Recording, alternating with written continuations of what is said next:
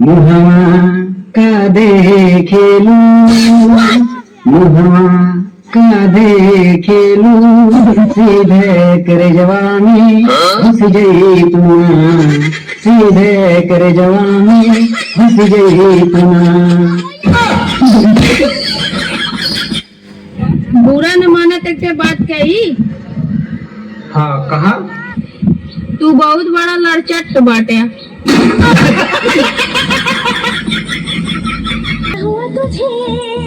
कुछ बवासीर है। हम दोनों को गाइस मलेरिया हुआ है।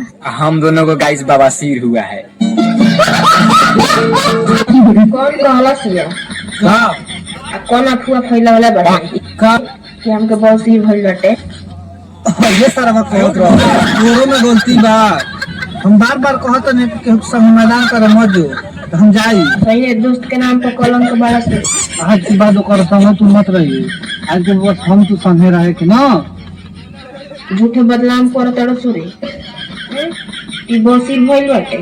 हम केहू से कुछ हो ना कहूँ बस हम तू संगे रहे के ना।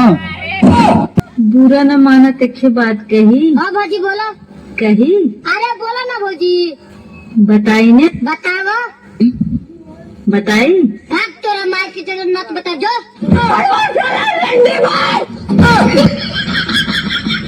तेरी बहन ब्याह करवा का ना बस लेके छोड़ दे।